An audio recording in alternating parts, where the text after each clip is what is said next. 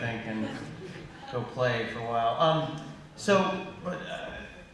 Thank you to everybody here who put this thing together, and especially for that very gracious introduction. So we're going to start with some news from today. Actually, this morning, this amazing news came out and gave us a lot of hope for the future. It's very uplifting.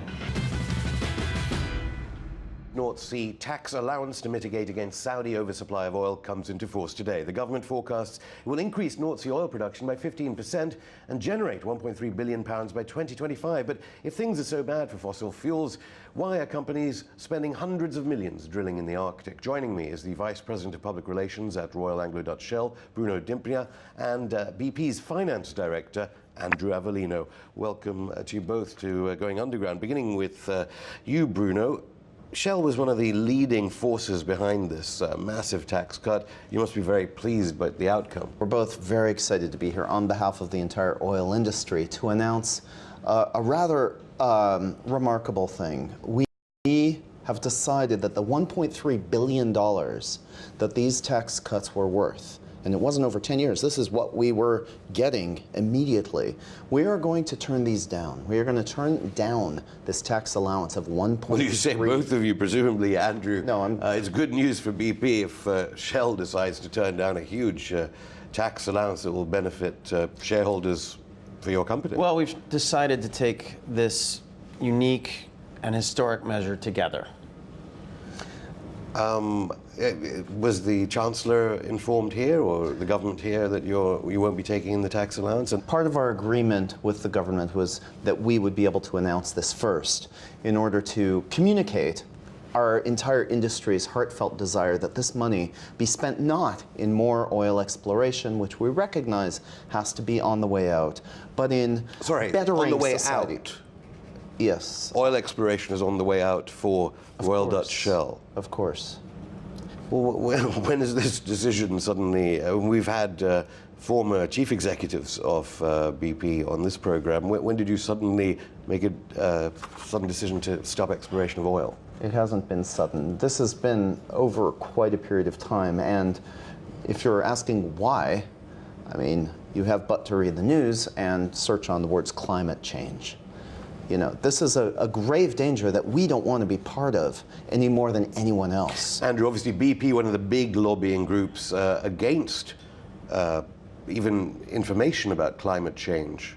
Will you no longer be funding those groups that are saying that actually climate change is a bit of a myth? Well, as my colleague was recently quoted saying in regards to the job losses in the North Sea oil, there are no guarantees in life. And there are no guarantees in life that oil companies will remain oil companies. In fact, there will be more jobs as a result of this shift that we're making and that we're announcing now, this historic shift. I mean, BP, to be fair, renewables. BP has said that they are interested in green development and so on. Well, this is different. This is putting our money where our mouth is. What about Arctic drilling? That was a pretty hard sell for you when it came to environmental groups. Will that continue? No. That is one of the programs we are shutting down. We will take a bit of a hit, as you can imagine, with that. Although that is going to save us a tremendous amount of money, we are encouraging you, the government and the people of Britain, to use this money in a way that betters life for all of us, including us. 1 million Britons depend on food banks for their sustenance. That includes a number of people in the oil industry. Hospitals are being shut down. We don't want that. We and renewables need to be developed. You talk about austerity, and surely Royal Dutch Shell, just like BP, has been at the forefront of lobbying for the need to get this deficit down and actually lobbying for lower corporation taxes, like today's tax allowance change. Well, we've also been saying that if we don't get this $1.3 billion in public money, we're going to cut more jobs. We don't want to be the terrorists in a society that force society to its knees. What made you change your mind then, Andrew? Well, you know, I came home from work one day and my daughter was there and she was crying about some polar bear film that she saw in school. And so I decided to How do you take think her the in. BP board will have been impressed by that? Your board is united on this decision as well? You know, I took her in to a board meeting. and she made an appeal. And you know, an appeal from a 9-year-old girl goes a long way. We're all humans, even the board members. I know some people don't think so in the activist community, but they are. And they realize, I mean, we all realize that we've got to change. And why not do it now? Why wait? If we wait, it's too late. So what will be your key new investment strategy then? I mean, at Shell, of course, there's a huge amount of talk about Nigeria, human rights abuses there. Will you be closing operations there or changing operations there? Or? This is a perfectly self-interested decision that we're making. We're not just giving up money because we're nice people. We're giving up money because we don't want a revolution. And we see, like many people, that there's a lot of anger out there around the things that we are doing. It's important for you to understand that this is in the long-term interests of our companies, because we are thinking of our companies as entities that will not just exist in 5 years or 10 years, that will not just exist for these shareholders, but will exist for our shareholders in 50 years. Andrew, Evelina, Bruno Dibner, thank you very much. Thank you.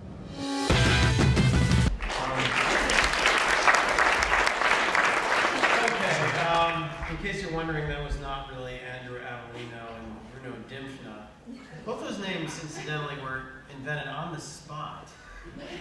They're Catholic patron saint names. What was Andrew Avellino the patron saint of? Does anybody know this? Andrew Avellino? Does anybody out there know something about Catholics? They were all patron saints of something, all 4 names, but that's your homework. That's one of the ways we sometimes choose names. It's easy. Somebody's already done the work for you. They've come up with a name that means something. And so it's, you know, sometimes you choose a name using another language, but the Catholic patron saints is an easy fallback. And we were kind of in a pinch because we got to the set of this program and they immediately put us up to this. This is one of those rare moments where we didn't actually sneak our way in. They realized that they had it, and they booked us at a good time to put us on for April Fool's Day. So, strangely, the British broadcasting rules, which are very, very strict usually, allow for all kinds of trickery on April Fool's Day. So this sympathetic host, Afshin Rastani, decided to go ahead and decided to go ahead and do this as if we really were Shell and BP, which kind of put us on the spot because we hadn't studied the subject much. the facts were real. The government was actually giving them tax cuts worth $1.3 billion because they had threatened to cut a bunch of jobs if they didn't get it. And so April 5th, I think, in 4 days, those tax cuts are going into effect, basically subsidizing these oil companies to the tune of $1 billion in order not to cut jobs. And that, of course, is a really common story and very common here, even in Pennsylvania, where there's oil drilling, I think, and certainly fracking. Okay. So we just thought we'd start today with that, since it is apparently April 1st, and we'll continue to tell you a little bit of background. We're called the Yes Men. And we're doing just context. We're doing the workshop, as Carlos said, I think, tomorrow and the next day. And I don't know if anybody here is in that workshop. Somebody here? Awesome. Well, the things we're going to tell you today are just kind of background that can be useful for that, hopefully. So think about what you care about, and actually everybody, whether or not you're in the workshop, just think about what you care about, and maybe there's some things that you can learn from this for that. That's our whole purpose. Okay. All right. Well, you see this title, presentation title? That's the first part of it. We need you to come up with the title. So just project whatever you'd like this presentation to be for you onto the slide. Just imagine the presentation you want to see. I know we have Magic Johnson in another room here in about 45 minutes, so if you're beginning to feel like you're in the wrong room, just think Magic Johnson. It's a little basketball court, very small, because we're not as good. Yeah, okay. All right. He'll be on shortly, by the way. Just stay here. You're in the right place. 45 minutes, okay. This is a much bigger basketball court. Right, we got our start as the Yes Men back in the late 1990s. We were part of the anti-globalization movement. And this was a movement that was protesting the way that unjust and unfair trade laws were being developed and applied all over the world. And there was one organization that was responsible for creating the new laws more than anybody else, and that was the World Trade Organization. Largely because there was a group of peasants in Mexico that had an uprising, the Zapatistas.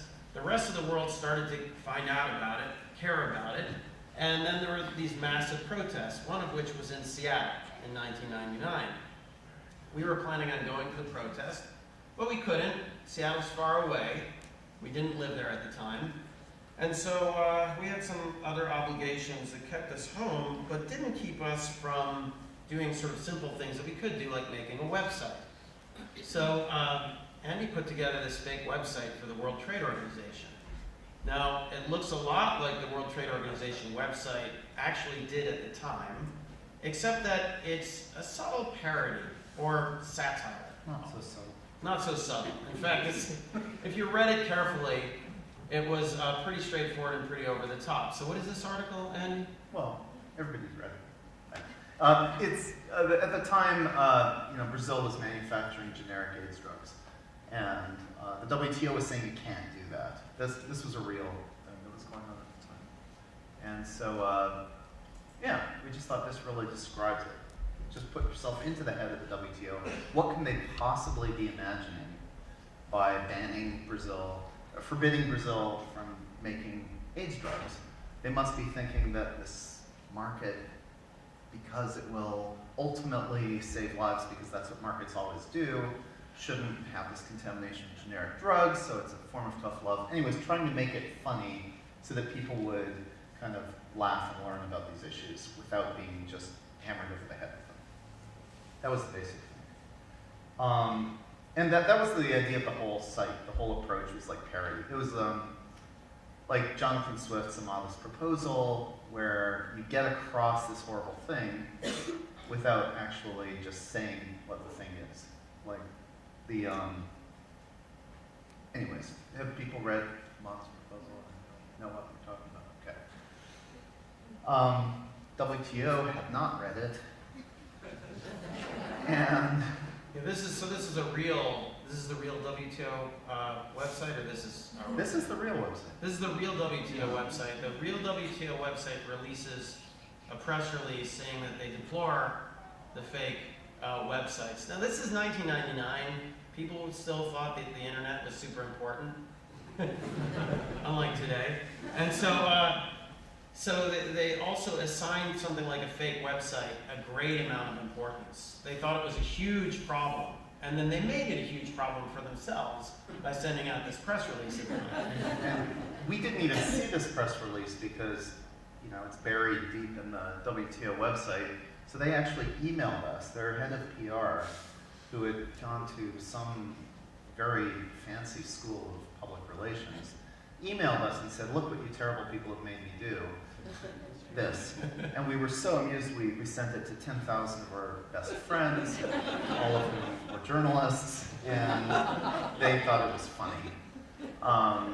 And they published articles like this about the website, which would have gotten no attention if it hadn't been for the WTO reacting to it.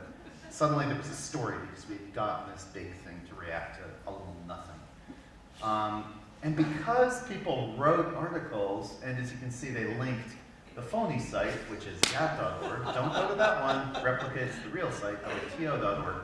But the link was there, and at the time, search engines weren't quite what they are today. So what the result was that if you searched on WTO, you would sometimes stumble on the fake site because there were lots of links to it. And so we started getting a lot of emails intended for the WTO, which we answered really, a lot of questions about global trade that we had to get our heads around. It was a challenge. When we started writing these incredible kind of screeds, no land on earth may be considered free if freedom means to engage in activities that endanger the well-being of corporate enterprise. Which is basically the core of it. Like, we had to become experts in free trade ideology really fast. and the idea of why trade benefits everybody. And the basic idea is, well, nobody knows, but it does. And, so if you just let big corporate entities do whatever they want, things will work out really well for everyone. And then we got this. So this is a question: could Director General Moore speak to our conference? This is from a thing called the Center for International Legal Studies conference in Salzburg, Austria. So they're asking for the real Director General of the WTO to come speak at their conference. And at first, we were a little confused because neither of us were him. But then we realized pretty quickly that we could offer to send a substitute. And we did, and they accepted readily to have Dr. Andreas Bickelbauer, the Deputy Assistant Secretary, attend their conference. So, and that's how we started to become physically the WTO. We would appear at conferences and other events on television as the World Trade Organization. Complete accident. So since we had to go give this talk suddenly, we had to come up with what to talk about as the WTO. And it was kind of, we had made this site that pretended to be ardently pro-free trade. And so we did the same thing in person. We created a talk proposing basically a solution to one of the inefficiencies, one of the biggest inefficiencies in the world. Democracy. Like, we know that, free trade will solve everything, but you got to get rid of those inefficiencies. And so the way that the voting system works right now is so messed up. It's so messed up because it's so inefficient.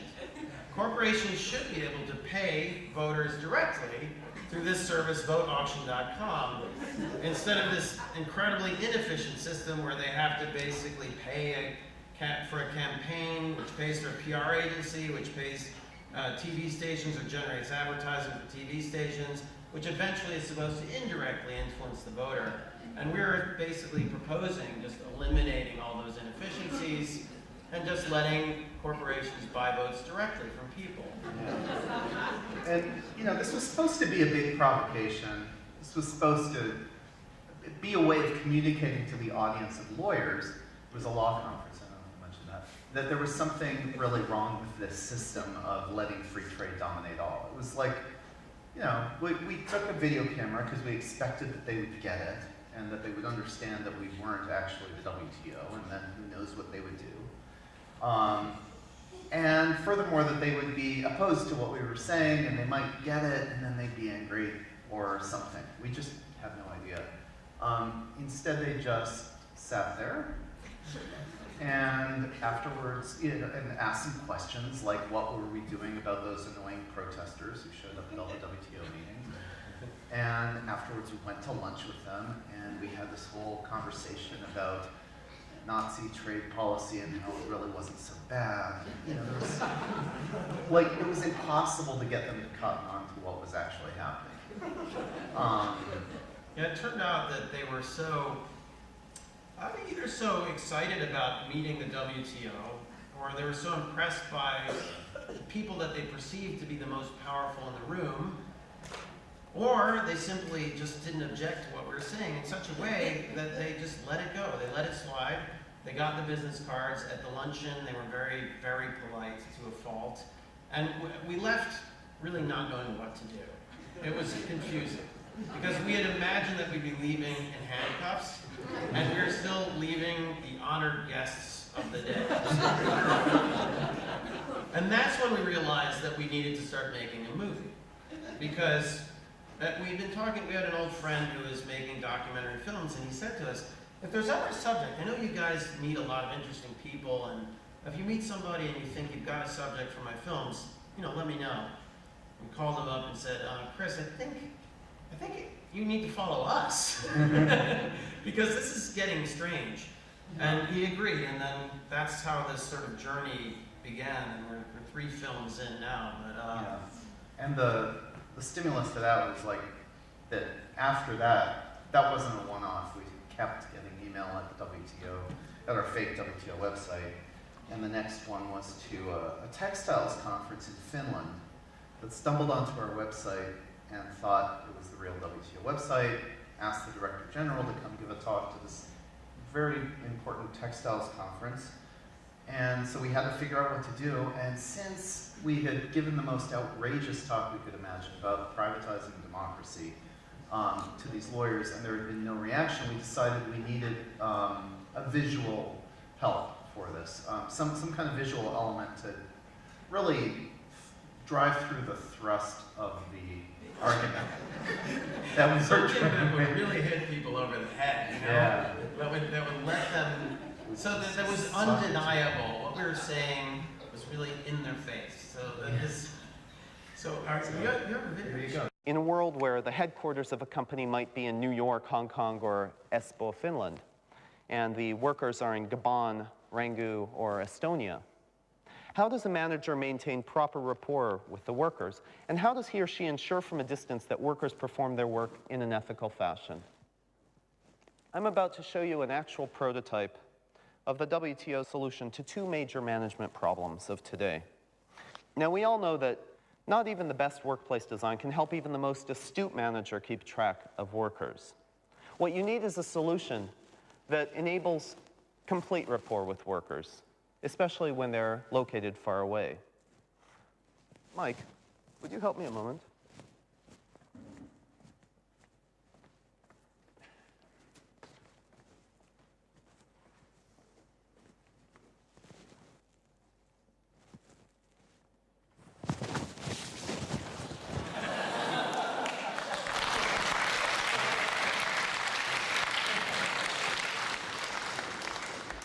Thank you. This is much better, much more comfortable. This is the WTO's answer to two of the major management problems, and we're calling it the management leisure suit. It's the two problems again, how to maintain close rapport with distant workers, and how to remain comfortable and increase leisure activities. How does the management leisure suit work, besides being extremely comfortable, as I can guarantee you? Well, allow me to describe the suit's core features.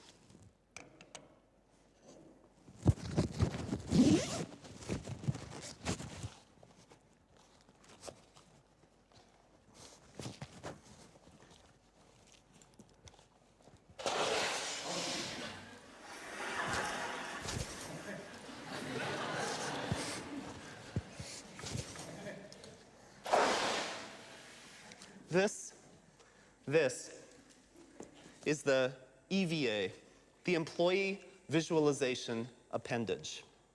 It's an instantly deployable hip-mounted device with totally hands-free operation that allows the manager to see his employees directly right here. Signals communicating the exact amounts and quality of physical work are transmitted not only visually right here, but directly through electric channels implanted directly into the manager. The workers, for their part, are fitted with corresponding transmitting chips that are implanted humanely directly into the shoulder. But the other equally important achievement of the MLS has to do with leisure.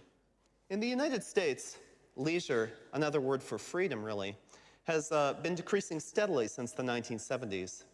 The management leisure suit permits the manager to reverse this trend by letting him do his work anywhere while remaining in complete touch with the workers, physically sensing what's going on in the workforce on the floor through channels implanted directly into the manager. Again, the manager sees the employees, but also feels what they're feeling and can select where to focus in the workplace environment. So, in conclusion, I'd like to ask, is this a science fiction scenario?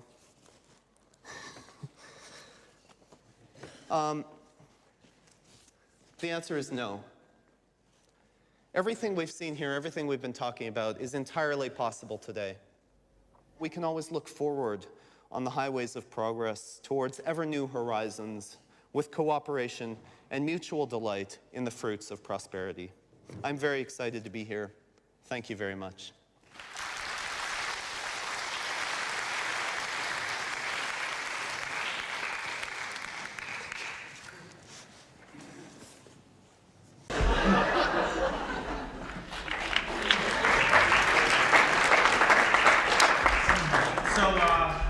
Yeah, this is a newspaper article that followed the event, and believe it or not, everybody took it seriously, including the newspaper. This is the second largest newspaper in Finland. And they printed this picture. It's almost a quarter of a page of the newspaper in full color. And it basically says that the WTO is announcing, anybody here Finnish? Give us an accurate translation. Can you translate for us? I'm sorry, I can't, but they are buying it. They're buying it. No. They're buying it. Hmm? Okay. All right. Okay. I forgot. It basically said, yeah, sorry, it's basically something about, there's the little caption underneath that said that the WTO demonstrated how to give electrical impulsion to workers in remote lands, so to convince people electrically to do better work. Anyway, so yeah, do we have, one thing we like to do is break it up a little bit during the presentation and answer questions as we go along. So does anybody have any questions? What do you think happened after this? I'll ask you a question first. then you can ask us one. Yeah. So what happened when the real people saw this in the newspaper? When people on the streets, you mean, saw it in the newspaper, or when the WTO saw it? WTO. At that point, they had to announce that they did not have a new technology for controlling remote workforces. And for a number of years, I think we were quite a headache for them in their PR department. And we once actually had the strange opportunity when this movie was coming out of visiting with them, because they were trying to sort of demonstrate that they were inclusive, so they invited us into their offices and tried to convince us to join the dark side. But they really searched us carefully beforehand. Yeah. Make sure we didn't have video equipment. Yeah. Therefore, it was not in the next movie. No. But I think they didn't make the mistake of writing another press release about each thing that we did. That would have been just too nice. So, how much did you have to practice not cracking up? I mean, that's very, seemed really hard, and nobody else was getting it, which must have been even funnier. It was pretty funny, but I don't remember. I must have rehearsed much more than a dozen times, and probably cracked up beforehand while rehearsing, but a lot. But when you're actually there giving the talk to these people, they don't find it funny. They're just so it actually does rub off on you, and you kind of like, how actors, they try to suspend the disbelief of the audience, who all know it's fake, but eventually forget that it's fake, and you're just watching. The reverse kind of happens, because the audience thinks it's real, so you kind of just fall into it and think it's real too. And it's not that far from what the WTO really says, so it's, there's a level on which it's really not funny at all. Like, the WTO really is, promoting outsourcing and saying that, trade should be free while people aren't. So it's, there's a serious point, and you just gotta remember that. So now that you've become famous, has this hindered your shenanigans? Not really. Being relatively more famous, we're not actually famous, but in small circles we are.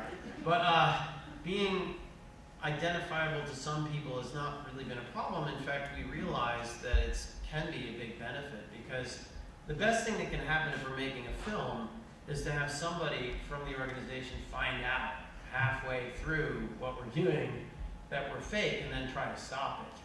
Because it's super entertaining to watch. There's conflict.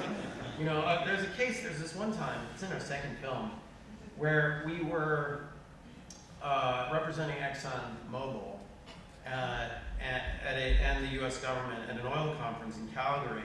And the conference organizers found out from one of the people who had seen us before on TV that we were fake. She texted them.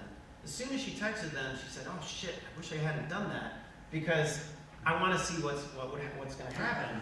But it turns out that they couldn't really stop the presentation anyway, because it was, 300 people in the audience. It was at the Calgary Stampede grounds. Now that's the site of the largest rodeo in the world.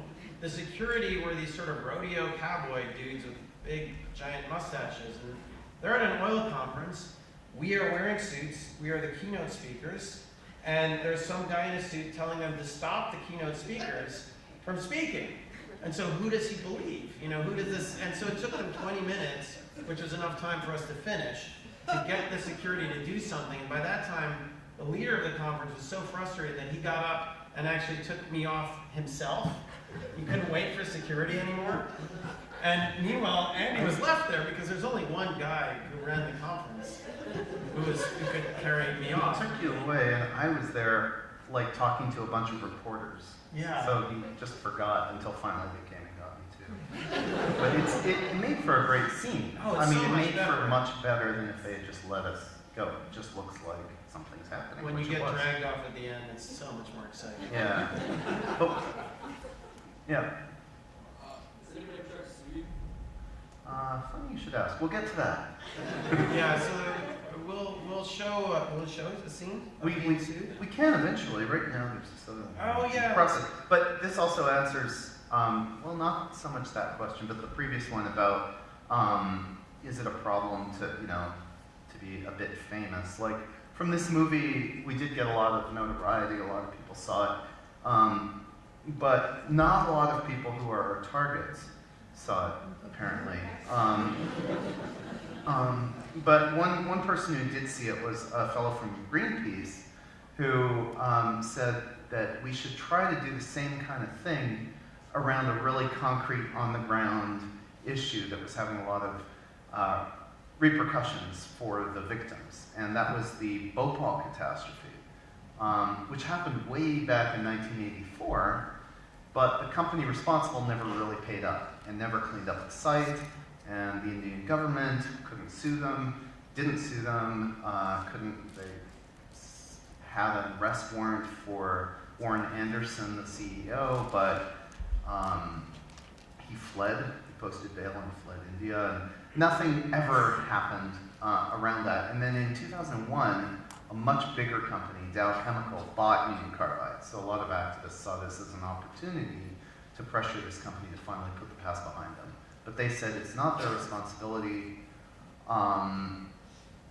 They did settle Union Carbide's liabilities in the US, but never in India because those people just don't have lawyers. So, especially not the victims who were extremely poor. So we said, okay, let's do something. And we worked with them to figure it out, various Greenpeace people. We set up a fake Dow Chemical website, which was pretty much what we knew how to do. Sent out a press release, got a bit of attention for it, got into the news, and the same exact thing happened. Because it was in the news as a fake, if you would search on Dow, you would sometimes stumble on the real thing. You would sometimes stumble on whatever ours was. Was ours real? It was real, but it was fake. It was fake, right. So it's the real fake. It's not Dow's website. Right, the fake. And one day we started getting a lot of email intended for Dow. We did the same thing, wrote back elaborate answers, and then one day we got a very special email, which I'll just show you the result of. Well, joining us live from Paris now is Jude Finisterra. He's a spokesman for Dow Chemicals, which took over Union Carbide. Good morning to you.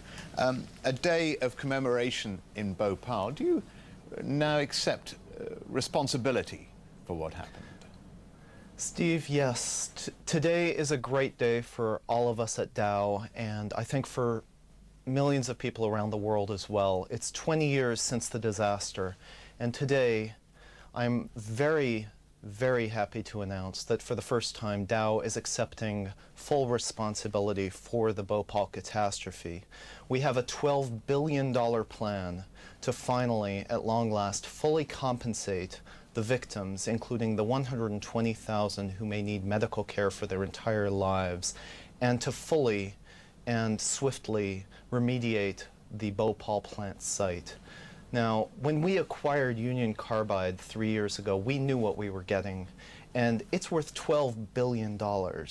$12 billion, we have resolved to liquidate Union Carbide, this nightmare for the world and this headache for Dow, and use the $12 billion to provide more than $500 per victim, which is all that they've seen, a maximum of just about $500 per victim. It is not plenty good for an Indian, as one of our spokespersons unfortunately said a couple of years ago. In fact, it pays for 1 year of medical care. We will adequately compensate the victims.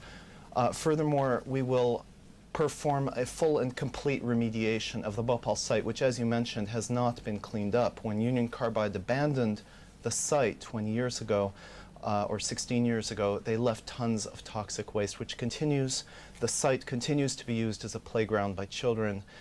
Water continues to be drunk from the groundwater underneath. It's a mess, Steve. And it's a mess, certainly, Jude. That's good news that you have finally accepted responsibility. Some people would say too late. It's 3 years, Yes. almost 4 years on. How soon is your money going to make a difference to the people in Bhopal? Well, as soon as we can get it to them, Steve. We've begun the process of liquidating Union Carbide. This is, as you mentioned, late, but it's the only thing we can do. When we acquired Union Carbide, we did settle their liabilities in the United States immediately. And we are now, 3 years later, prepared to do the same in India. We should have done it 3 years ago. We are doing it now. I would say that it's better late than never. And I would also like to say that this is no small matter, Steve. This is the first time in history that a publicly owned company of anything near the size of Dow has performed an action which is significantly against its bottom line simply because it's the right thing to do.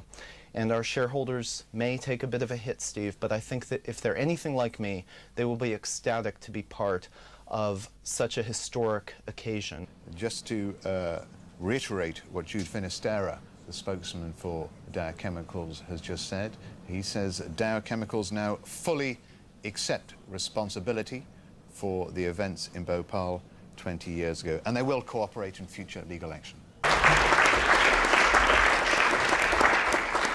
So a couple things happened after that. The first thing, it was immediately the top story in Google News. It was for about an hour. It was the top story on Google News. And then that Dow was finally resolving this, and it was the 20th anniversary. I don't know if I mentioned that. This was so it was a big deal. Everybody was kind of primed for it. And then we got a call from BBC saying that Union Carbide, somebody in the Union Carbide office had actually called and said that that wasn't real. So I tried to tell them, well, Dow bought Union Carbide and they don't exist anymore, so of course they would say that. But it didn't work. And then they came clean and issued a statement that it was not real, and this remained the top story in Google News for the rest of the day. And there were about 600 articles written about this issue over the course of the day in the US press, which was the whole idea. Another thing that happened was the Dow share price fell.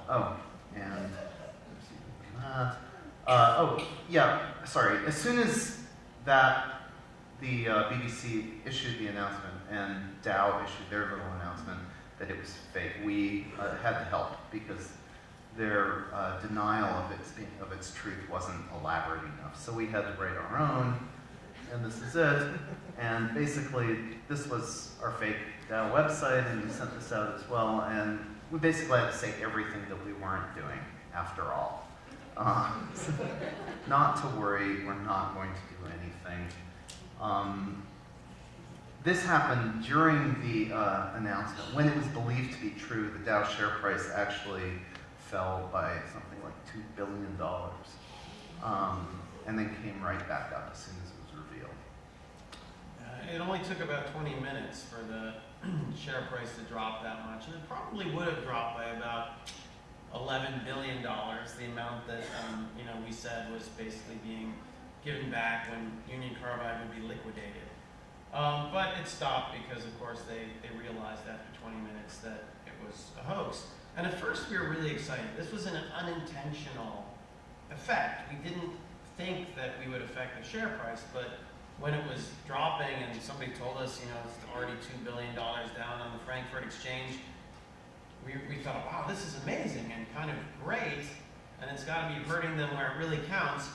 And then we also realized, though, that it was a problem because it meant that even if a company decided to do the right thing, even if the management decided to do the right thing, they still wouldn't be able to because it would have such a negative effect on the share price. In the case of something like this, that they literally couldn't do it. They would be kicked out of their leadership position immediately. And so, in a way, it became a lesson about, say turning over our sense of ethics, our sense of morality, our sense of responsibility to this cold and calculating marketplace. And what a mistake that really is. Because we couldn't find anybody, we couldn't find a single person after we did this, a real human being, who thought that Dow shouldn't be doing the right thing in Bhopal, that they shouldn't be cleaning up the mess, they shouldn't be compensating the victims. Everybody agrees, but the market does not, and the market was ready to punish. And so that became the sort of core thing that we became interested in. What is wrong with the system, and why have we turned over our sense of what's right and wrong to this system that has no barometer, no way of judging? And we still don't know the answer. We still don't know why. But we do know ways to fight. Ways to work against that, and ways to agitate, and ways to try to contribute to movements that are demanding a change to the system. So that's become the focus of what we've continued to do now, and what we're going to do with you, some of you, in the next couple of days. And we basically, now we have like a bunch of examples we can talk about, too many examples. We've been doing this for, I guess,